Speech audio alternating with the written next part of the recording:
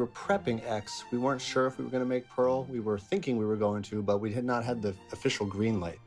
So we were kind of playing around with ideas and planning little Easter eggs based on the script and little bits of wallpaper here and props here and there. But it wasn't until we got the final green light that we really went ahead and prepped Pearl for real, which I think we did over the course of 3.5, 4 weeks in between production of X and Pearl.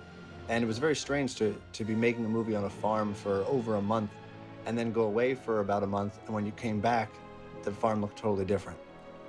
It was also a bit of a surreal transition to go backwards 60 years. I know for a lot of the crew, it felt a bit like a lucid dream when they showed up and the lawn had been cut and it was green again and the paint on the barn was brand new and the house that they had spent so much time in that was decrepit and falling apart was now this brand new, otherworldly, dreamlike place. And surprisingly, making things new is a lot easier than making things old.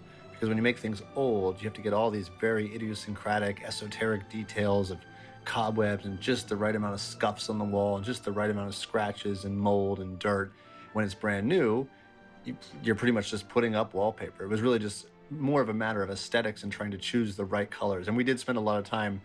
If you looked at our wall in our office, there was probably swatches of red for the barn, and there was probably 50 of them.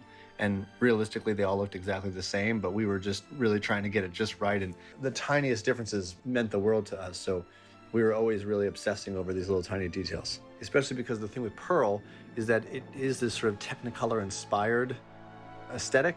And that's easier said than done because it's something everyone's seen, but it's not something everyone's made.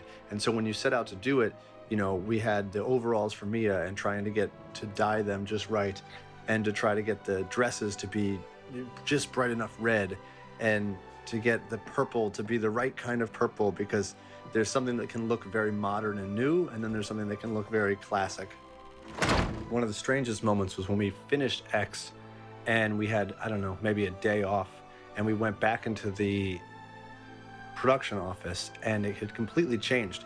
It had gone from being this 1970s inspired production office into this very strange golden age of Hollywood type experience. And it was very bizarre to step into a room and look at props that were so removed from the movie we had just spent so much time making. We'd been obsessing over props for months, and now there was all these new props and they looked totally different. And it was really interesting to kind of go backwards into a different world because it's not a situation you ever find yourself in. I mean, this is incredibly rare that this movie was greenlit before even making the first one. So we were really building out the world in real time, and it was really a trip for everybody. One of the most memorable stories of the production was the owners of the house. You know, their house wasn't like it looked in X. We made it look all kinds of beat up and old in X. And when we finished X, we thought, well, we'll have to repaint everything and return it to the quality that we showed up and found. But then we made Pearl, so we kind of made it this weird Disney style brand new thing. And we thought we're gonna have to undo all that.